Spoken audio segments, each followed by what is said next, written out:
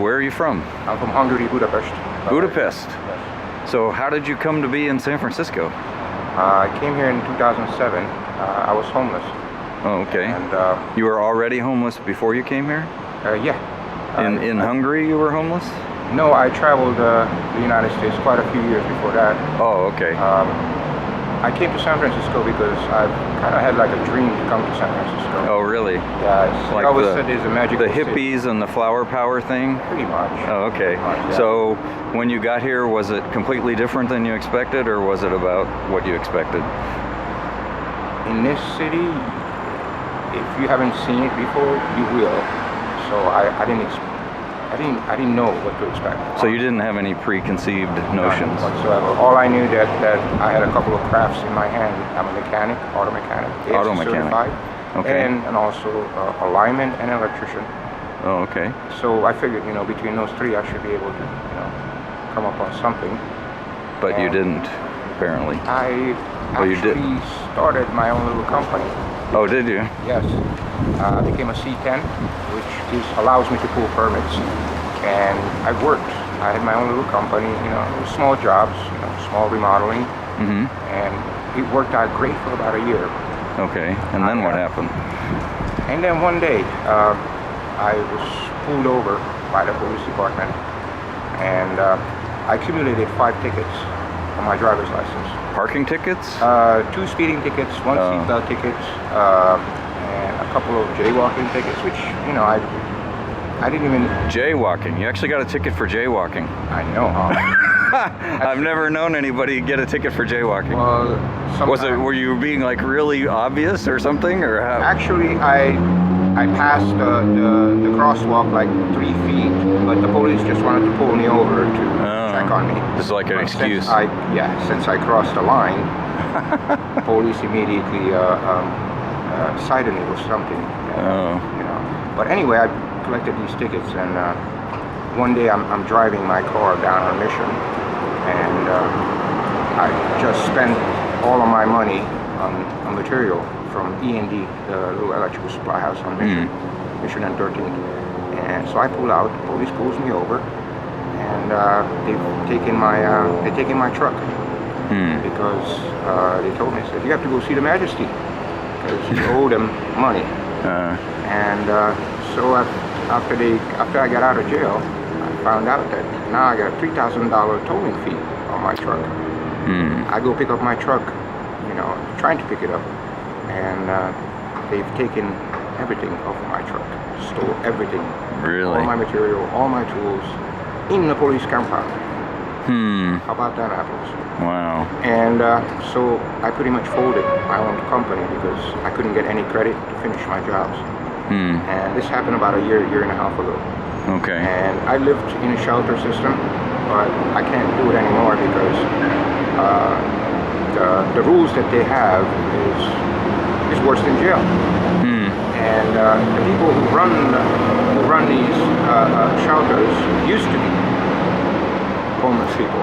I've heard this story before, yes. And the interesting part of it is that these people now, they have a job, so-called, rule these homeless people. They're like drunk with power?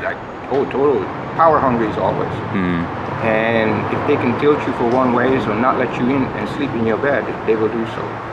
You were late 1 minute, your bed was given to someone else. So I got tired of this, That's I've heard two major complaints about the shelters. One is exactly what you said. The other one is, people getting stuff stolen and stabbed and that kind of stuff. Oh yeah.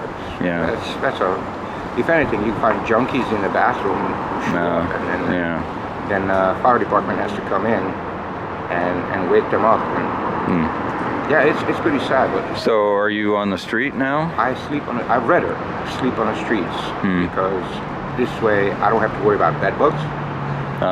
Because for some reason these shelters are not keeping up with the cleanliness. They used to be pretty up on top of it. Now they just let anybody in, and all of a sudden it's like a CDC central because these guys have all kinds of critters. Now the man sleeping next to you has, like, he's sleeping, he's not moving, but everything around him does. Oh, that doesn't Right. sound very good. No. Yeah. So I got tired of throwing away my clothes, because once you contract this bed bug thing, and you cannot. So unfortunately, fortunately, I decided that I'm not going to stay in these shelters. So I sleep on the streets. I find. So what do you think's going to happen? I mean, you can't go on like this forever, right? I know, man. I'm really You at got the end of my any line. plans or any ideas on how to get out of it, or what? Well, my plans are in the future, since I have all these crafts, I decided to get on TaskRabbit. Oh, okay. Which is an actual online. Yeah, I've heard of it, TaskRabbit. Yeah. And I tell you what. Did you get some jobs? Absolutely. Oh. Unfortunately, I do not possess a credit card or any kind of banking. Oh. Because all of these jobs are transferred Right. cash. So I cumber on a few of them, and now the only thing I have to do is get myself another ID. Okay. Which is hopefully I can maybe come up on through St. Anthony, which they do give you vouchers, I see. and go down there and get me another ID, and perhaps maybe with a couple of dollars that I get, I'd be able to open up an account. Right. And again, post myself on TaskRabbit, and perhaps maybe I'll be able to, somewhat get back onto my feet. And that's pretty much my main objective at this point. Okay.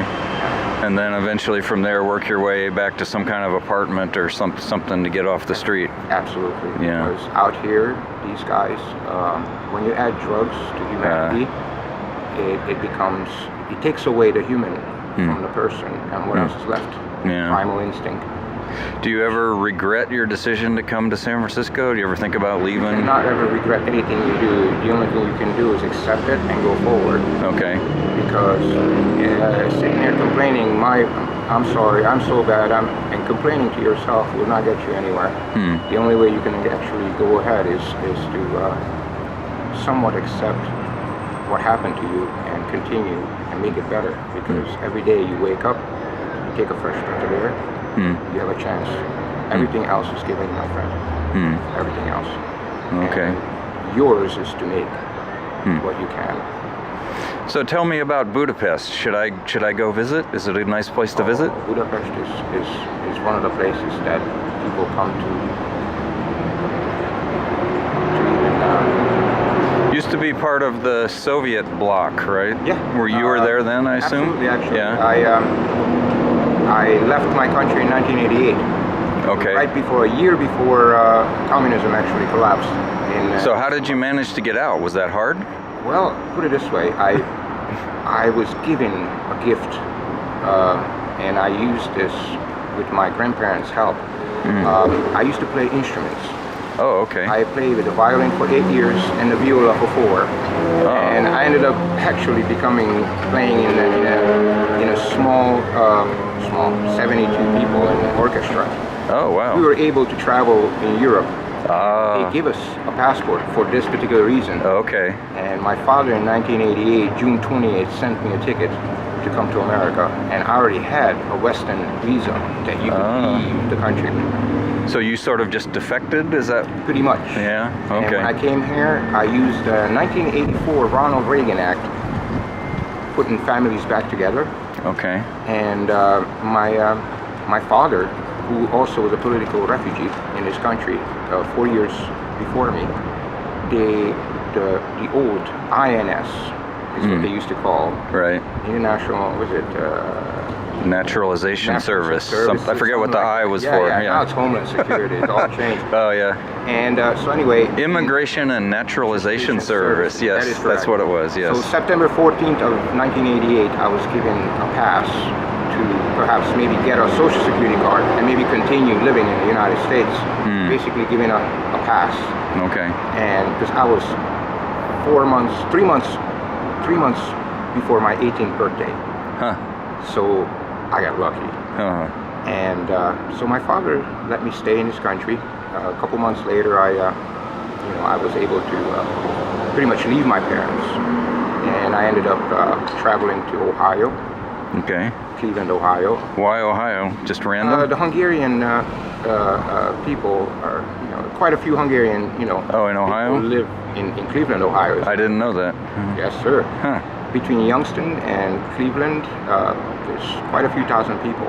And as I continue with my journey to New York, I ended up working at the Two World Trade Center on the 36th floor for Kemper Insurance Companies. Oh, wow.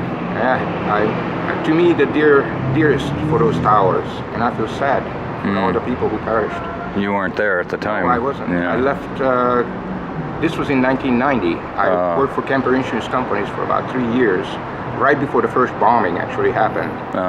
I left and I ended up pursuing further down to south. Ended up in Maryland for a little while, and then I lived in Florida for 8 years.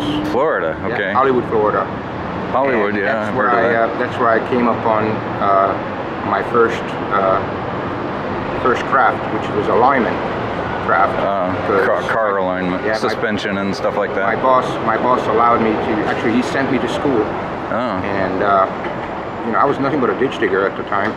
But I learned how to operate equipments, anything. If it had wheels in it, sticks, I was running it.